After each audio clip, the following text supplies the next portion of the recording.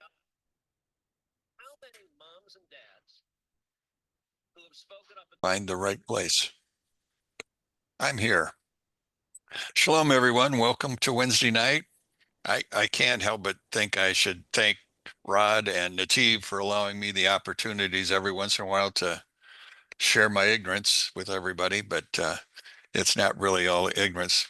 This is one of those lessons that, well, I've taught it before, or I've thought about it before, but after watching everybody talking about the red heifer and talking about the end of days and everything, I think there was a piece that people need to understand in order to really capture the gist of what's going on. You know, one of the most famous archaeological discoveries in the last century was actually, well, in February it'll be its 75th year since we found it, and that's the Dead Sea Scrolls. You know, it exposes a lot of ancient history. And there's a lot of things that have been said about it, including the fact that it was created, that the Essenes created all of it. And the answer is no, they didn't. So I want to go back and I want to talk through the Copper Scroll, which again brings to me one of those men that I met with the help of Larry Borntrager. Larry was a good friend and actually worked with him on several archaeological digs before he passed away. And Larry was one of those that helped get him buried in Israel. I don't know if you realize, but Gentiles are not allowed to be buried there. And so there was a whole lot of things going on with the rabbis. But anyway, he is one of the special men. And so as we begin to talk about what's going on with Christianity and atheism and all of the other things, there is nothing more fascinating than understanding the Jewish texts. Now, many had training in the Bible. Among those were scholars who taught that from either an academic or a Christian point of view, but many knew nothing about the rabbinic Judaism or the Jewish laws or the Torah or the Talmud. And that is to our detriment because it is the most significant thing that happened. Now, we're going to talk about the Dead Sea Scrolls, and they came by way of the Qumran. You know, Qumran is a region that's on the northwest corner of the Dead Sea. It became obviously more famous in 1947 because that's when the Dead Sea Scrolls were first discovered. But it was in later on in 1949 when a site was uncovered called Khirbet Qumran, which means the ruins of Qumran. And they began to unearth the village itself where these Essenes, who are not Essenes, were supposedly living. So it's about a mile away from the Dead Sea, at the corner, by the way. And it is in that particular area that I want to spend some time talking. Now, archaeologists have uncovered lots of things there. And in doing so, among the things were 25,000 scrolls. Some of the scrolls were actually the scriptures. Some of the scrolls were about Jewish law or history. Some of them were even prophetic. But the most significant scroll that was found there is called the Copper Scroll. Now, in order to understand when the scrolls were actually made, or the Copper Scroll in particular, today they use what's called radioactive carbon testing. It it goes back and looks at the radiation of an object and how much it is displaces. Well, in doing so, you lose some of the material itself. It fragments some of the object.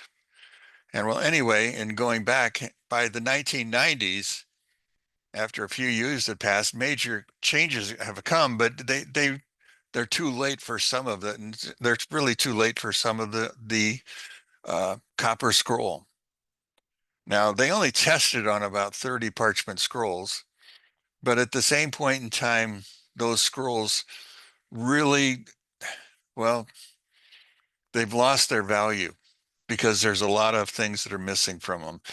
But the worst one is the copper scroll. So today, the study of these scrolls rarely involves the study of physical objects themselves. I'm not going to finish the lesson today. I'm going to give it to you next week. And next week, I want to give you some slides and some pictures by which you can place in your mind, because auditory works for a little bit, sight works for a little bit, but both together triple their value. And so next time I'm going to go through it that way. Now, the documents themselves since the 1990s have been meticulously handled. Unfortunately, it was too late for the 40s and 50s, because you remember back in those days, if you were alive or even if you weren't, cigarette smoking was a big to do back then. Everybody smoked. You watched the movie stars on the screens, and it all became something that everybody was involved in. Well, that ruins or helps to ruin what's there, because you see much of it had been taped together with the Scotch tape or some sort of adhesive tape, which again ruined the parchment scroll. Now, originally, those analyzing the scrolls were looking to prove Christianity. The Catholic Church was heavily involved in the very beginning. But in recent years, the younger scholars understand that they need to become familiar with the history of Judaism, with dealing with the Second Temple period. And actually, the Dead Sea Scroll is really more about the First Temple period. I was talking on Sunday, I don't know how many of you understand, but when you look at your Tanakh, understand that it's only Malachi and Ezra and Nehemiah are found after the first temple is destroyed. The whole stories are stories prior to that. So we cover 1,000 years of history for Israel, but we lose the last 450.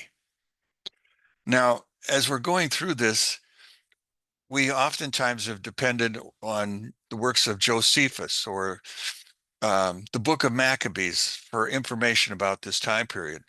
Now, the Dead Sea Scrolls include several types of documents, which I talk about as existing.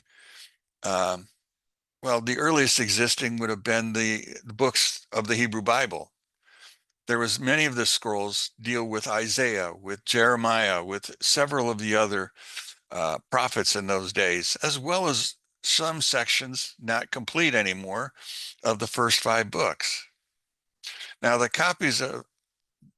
well, there are also copies there of books like the Book of Enoch, or the Book of Jubilees, or the book called the Temple Scroll, or the War between the Sons of Light and the Sons of Darkness. They're all there, and they give us more information.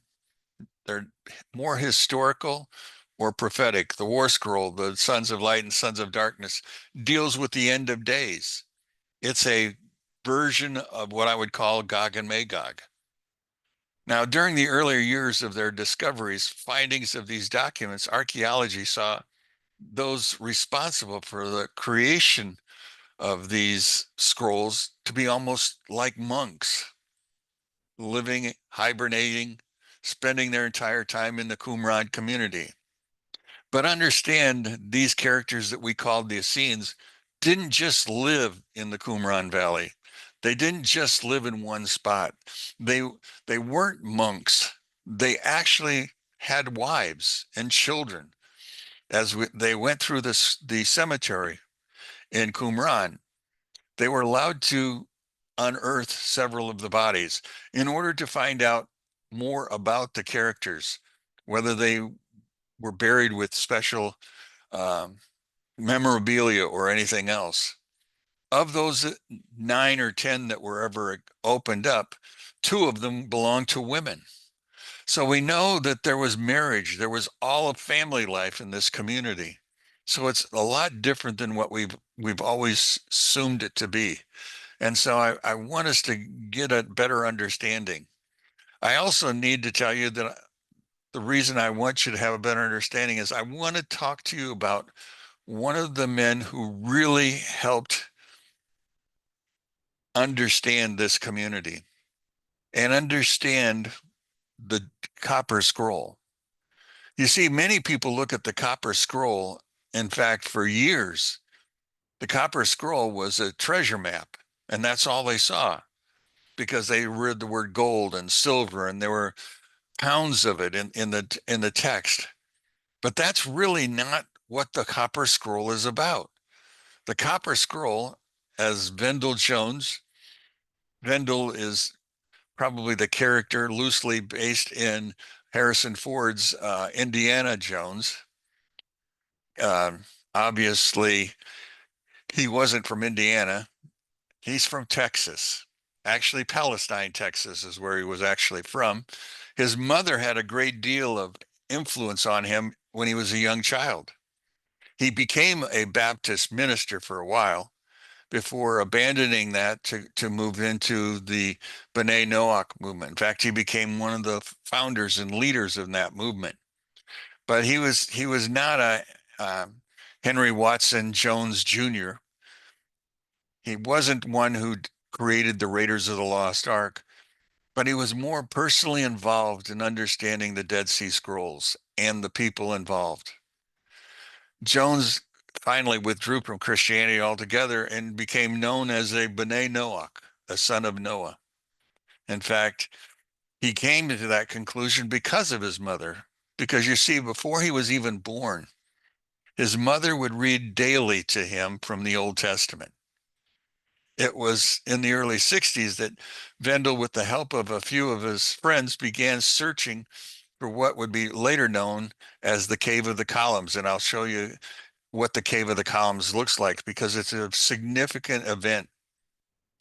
But anyway, he wrote in his journal, the Copper Scroll is mysterious, intriguing, vague, controversial, and to say the least, linguistically invasive. The authorities, academia in general, and those who have attempted to deal with the contents have, for the most part, labeled it as a work of a madman, a forgery, a Jewish folklore of a mystical quality, a charlatan who did not know Hebrew. Well, the list goes on. There's plenty more. A rabbi or a Dominican priest by the name of Roland Gehring, DeVoe, led the Catholics in the beginning as they were originally starting to look at the scrolls. You remember the scrolls were found by little Arab boys that were watching their flocks and having fun throwing rocks into the caves along the side of the hills. And when one smashed, they all of a sudden they went up and found the beginnings of the Dead Sea Scrolls, which are found in basically 11 caves. There are more caves that had a few others, but the original find was 11 caves. That's where it all came from.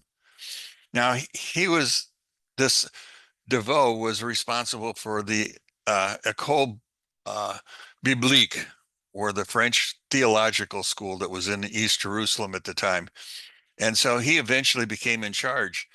Well, he would go on to say, if we give any credence at all to the Copper Scroll, it will be an invitation to treasure hunters from everywhere to descend on the caves of Qumran and to destroy all the archaeological investigations that are going on. Nothing would properly get done. So in the early 50s and 60s, the Catholics began by reassessing which caves had what. In fact, they created caves that had nothing in them. And they remarked the labels because you see, the caves were simply called by numbers. And so they just simply rearranged the numbers and rearranged where they were at. But one of those archaeologists who was involved was not French or not a Catholic. He was actually an English archaeologist. And back in those days, John Marco Allegro was working on creating his own book of the Copper Scroll. But his book was going to be different than what was being written already, because you see, he was going to turn it into, let's have a treasure hunt. Allegro, well, he published his own edition, and then he went to the West Bank to go search out the treasures. It was kind of an embarrassing episode that caused great consternation. Nevertheless, the idiosyncratic or the uncollegial, well, he was a good scholar, but his information was far from complete. You need to understand that the copper scroll was quite different from all the other scrolls in Qumran. First off, the language of the copper scroll is not Hebrew as you would ever see it or as you would understand it. Most people would simply call it classical Hebrew. So in other words, it had familiarity with some of the letters that we have today, but there was a lot that was quite different. The scroll when they found it, was originally rolled up and into a small ball. And for centuries, that's the way it sat in that cave. Well, when they began to open it up, they found out they couldn't open it up. So they had to slice it, and they cut it into pieces, and they unrolled the pieces a little at a time. Problem? What they didn't know was that in between each of those rolls was clay. The clay was there because the scroll itself was written outside in. In other words, from the backside, they etched the letters into the copper. The clay was put on top of it in order so that the clay would become really the scroll. That would become what they would be asking them to read. So when they began to break the scroll into pieces and the clay came out of it, they simply chipped the clay out, not thinking there was any purpose in it other than to be there as a nuisance. Now, you have to decipher a language, and the scroll was not easily understood because the knowledge of rabbinical literature and vocabulary just wasn't part of the Christian or the Catholic background. They would later add the validity and the authenticity of the copper scroll well, it remained in question for all the way up until the 1990s. Now, once something is found at Qumran that is listed among the 64 objects that are listed on the copper scroll, that's when something would actually be seen, causing the scroll to be considered real.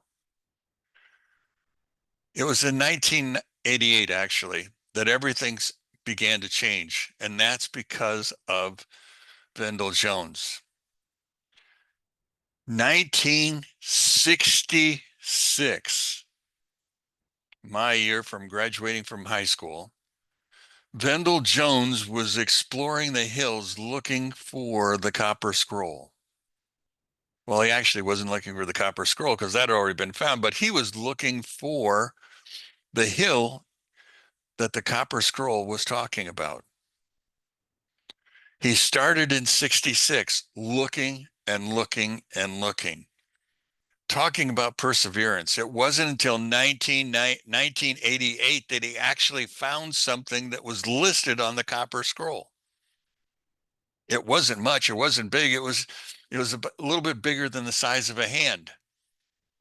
It was called Shemen Farsiom, anointing oil. They found it, they said, in cave number 13. Well, cave number 13 then became later known as the cave of the columns. It immediately resurrected all of the stories of the copper scroll, and again, treasure hunters were filling the fields. The discovery of the anointing oil was made by Vendel and his team, and included in that was a consortium from Hebrew University. They together worked on this in order to begin to, well, they thought, mine the cave, look for the rest of the objects. They found one of the 64. They were looking for the rest. Now, in doing so, there were only certain periods that they were allowed to work. And part of their problem was a community that was down at the bottom of the hill, a kibbutz. You see, in the 60s and 70s, the kibbutzes weren't like they are today. They weren't filled with Orthodox Jews. This one happens to be filled with communists, literally atheists. And they didn't like it that everybody was there. And so they continued to explain to or complain to the Bureau of Antiquities, and the Bureau of Antiquities would shut them down on a regular basis. They continued to work, and it wasn't until April 8th, 1992, when a friend of mine who has recently passed away wasn't looking inside that cave, but was around on the backside. And there she found a bunch of red powder. Now, it's not just ordinary red powder, but it was a significant find because she called over Larry Banks, who was also one of those that was helping organize the whole process. And Larry went back to talk to Vendel, but he gave Glenda a baggie and told her to put some of the soil into the baggie. And so she did. Well, over the course of the day, the baggie sat outside. And by the time Vendel arrived and by the time Larry Banks arrived back at the cave, lo and behold, what do they find? Moisture inside the bag. Now, she put what she thought was dry powder in that bag, but then all of a sudden there's water vapor in there. Things changed a little bit because they opened the bag to find out where the water was coming from. And all of a sudden they had this organic smell of cinnamon. Well, they took it to have it analyzed. Eliyahu Malenbaum took it to uh, a what later became the chief rabbi of the United States, Marvin Adelman, at then was the Wiesman Institute, while Larry and Vendel took to Yaakov Arkin, they took the baggie full of material. Now, they took it to him because he was going to analyze the ingredients that are in it. Adelman and Arkin both agreed that that organic substance that they found was not just simply a red substance, but was actually contained what they called the temple incense. Now, there's 11 ingredients in the incense, but at the same point in time, they were only able to identify 8 of them because there were 3 that had, well, they just couldn't understand what the names were. So they began to look at this Torah, at this incense that they had before them, and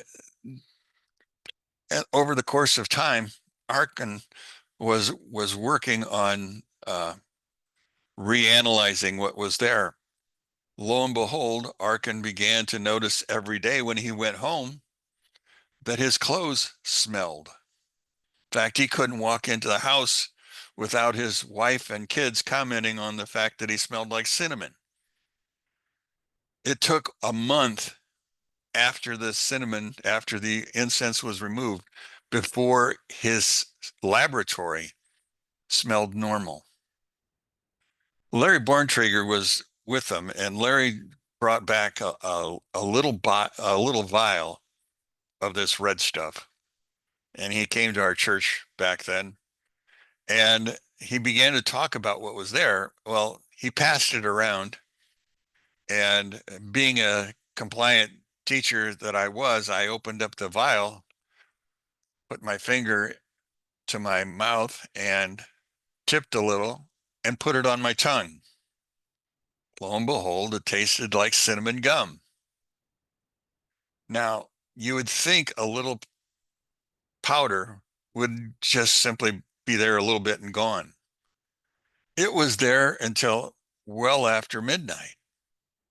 I could still taste it. I was reading back then, and I was reading about the incense itself. when people came to Jerusalem for the 3 holy days, holy periods, even before they arrived at Jerusalem, they could smell the incense, the ketoret. Well, obviously, this discovery was more valuable. Well, I shouldn't say it was more valuable than the oil, but again, it verified that what was there was not simply just a treasure. There was something else to it. But now they began to worry because you see the copper scroll. Originally, they couldn't open it up, so they had to slit it, and they created what would be 12 little plates, and then they opened up the plates, and that's what we have today. But they lost some of the language. And again, some of the language was, well, I'll show you next time, was not the Hebrew that we could understand. And there were words that were missing. So they had to begin to put together all that was there. But again, Vendel was fluent in Hebrew, but he couldn't read it. And the reason he couldn't read it was because it was written in this ancient Hebrew, if I can only use that word. So he took it to what he called his technical assistant, who later became his wife, and her name was Zahava Cohen. Now she was a Lebanese Jew, and she became very understanding in the idea of the copper scrolls. She was the character that could actually read it, and she basically created or developed a list of about 80 words that were not found on the classical or rabbinic literature that were found on these scrolls. So when Zahava and Vendel began to look deeper into it, they had to go find a professor who happened to be Zuckerman, who helped them with those words that they had no understanding of, that were missing from traditional or modern Hebrew. So the occasion became, well, more significant because of the faultiness of what they were reading. Allegro and all of the others had created a firestorm, but they were wrong. Their information was not accurate. The reason that the location might be significant is because as they began to take the scroll apart and they began to look at each and every day, they found in what was called column 6, and I'll show you how they called it column 6 because, again, they divided it into 12 columns. In column 6, the authors had written down or indicated there was a pitcher, a kalel. And a kalel is a mud container. Only a kalel is actually, in this case with the red heifer, was actually a container made out of the dung of the heifer and mud together. Now, according to the scroll, it was buried 3 cubits below the surface, and it was hidden near the opening on the north side of the cave of the columns. Well, the cave of the columns is actually facing east. So now we have not only one entrance that they're looking for, they're now looking for a second entrance. By the time this is all through, there will be 4 entrances to this cave, and they don't know where all of them are yet. Now, the next line of the scroll talks about the fact that there were, underneath the Kalel, they will find 42 talents of gold. 42 talents. Here's the treasure hunt again. Now, parts of the scroll, remember, are missing, and parts are just mishandled or mislabeled. And, well, the research was far from scientific at that point in time. But they went back and they rephotographed those sections, and they began to imply words that they thought fit to that particular thing. Now, to everybody, we're working with a giant jigsaw puzzle. The best way to look at a jigsaw puzzle is to find the corners. Well, in unwrapping it, the corners were missing on some parts. So we have linguistically and hermeneutically a mess. Now, the reason that the location is specific in column 6 is because of, well, let me go further down and talk a little bit about it.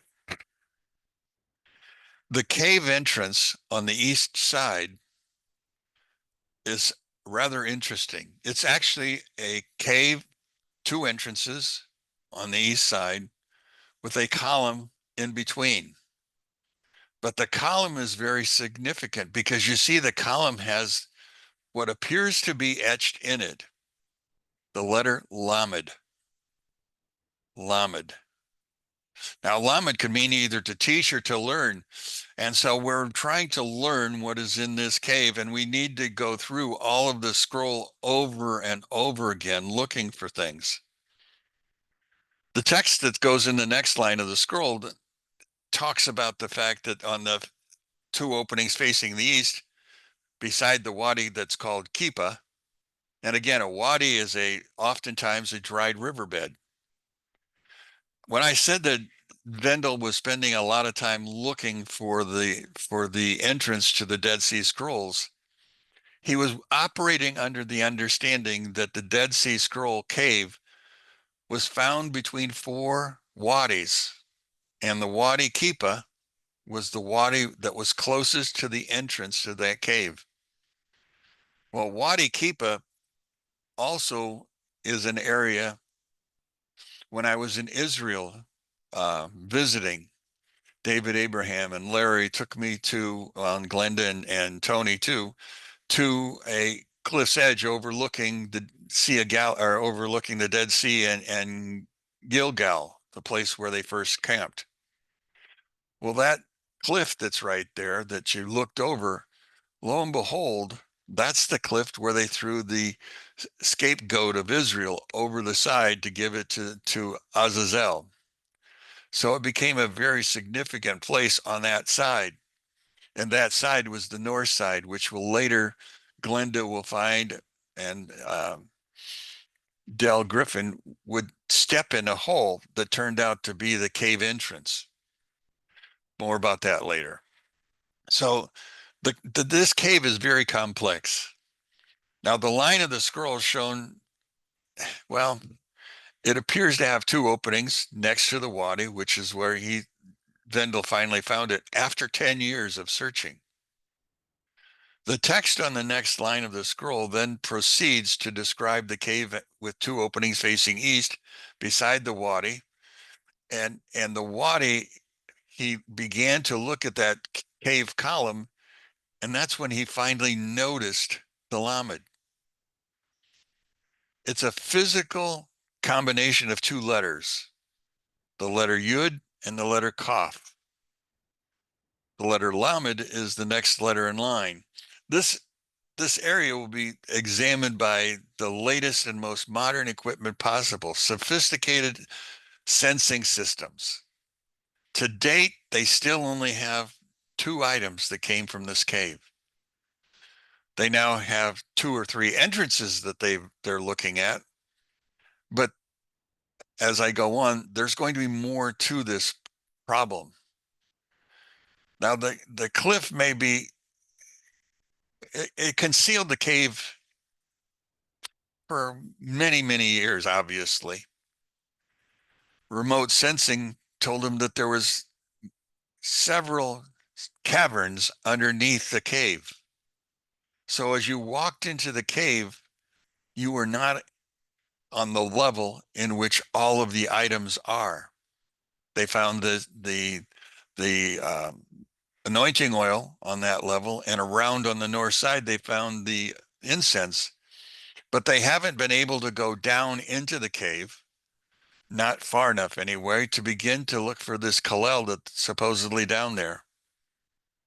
Now, 30 years of painstaking research and patient testing of a hypothesis, trial and error actually, they found themselves in the middle of a truly amazing, what do you want to call it? It was a place almost like a cornfield where you have at Halloween time, it's a maze. That's what the cave has become in many cases. And there's many things there that are rather, well, fascinating, and they haven't seen an object lately. One of the most fantastic things is to find a blue light coming from deeper into the cave that they haven't gone into yet because they've not been allowed. But that's going to be next time. What I'm trying to get across now is that as they're beginning to go through this, this is a really ancient Jewish matter. Truly, truly ancient. And so we're looking at things that are, well, they're hidden. Now, right now, well, not right now, but in a couple months, the group is going to go back and they're going to begin again looking at the Cave of the Column, looking for all the entrances in, and attempting to move to the lower levels. But they haven't seen the bottom yet. Now, they continually lay out pictures of the words of the writing, trying to uncover the last of the entrances. So far, they haven't been successful. Now, they know geographically and geologically they're in the right spot. That part they're certain of because of what they can understand from the scroll. But of course, there's the doubt that people have as to whether this really isn't just simply a hoax. But according to the community, they wrote what was called the Manual of Discipline. It's a manuscript. And the manuscript seriously identifies this community as being Jews that, well, basically they were priests who had left Jerusalem because of all of the paganism that had taken place. They were now living away and establishing themselves and performing rites and rituals as they had for centuries before. Writing the script that we find on the copper tablets is not easy, and to do it backwards or from behind so that when you look at it from the front, you actually can see right to left and left to right, and you can actually recognize most of the letters. But again, they'd already broken out the clay, so they were a little worse off because all they had left was the protruding on the copper scroll. The importance of the scroll can't be underestimated. I will give you scriptures next time in which we need to understand that this copper scroll gives us an understanding of what I've called and what the Jews call the end of days. It is going to be found, according to the scroll, just prior to the coming of the Messiah. 1966, 2024. The Messiah hasn't come yet, but the anticipation of his coming, well, that's still yet to be seen. I'm going to stop here and I'll pick it up again next time. But I want to give you a chance to ask questions or stimulate my brain so that I can remind myself of, well, things that I've forgotten. I am getting old, so I forget things every once in a while. But my trip to Israel, when I was there to see Larry and all of the things that are there, this was the most magnificent thing I had for an experience that I can think of. I got to go with them. We went to places where David fought Goliath, went to up north where they've buried Rabbi Luria and several of the other famous rabbis. Got to see Rabbi, well, the prophet Nachum's grave in the Bible. Nahum is how the Bible puts it. Malachi's grave. Got to see a lot of different things. Nothing Christian. I wasn't looking for Christianity. I was looking to see my history and understand what's going on. So as we go through this copper scroll, like I said, they've only found 2 objects. But in February, actually, they will begin again. Only this time there will be 4 teams of science, 4 teams of archaeologists, rabbis who understand now the ancient language, and volunteers that are over there that will be going through the caves. Among them is Larry, who's I talked with you about it the last couple of weeks, who's now almost living there permanently, taking care of the red heifers.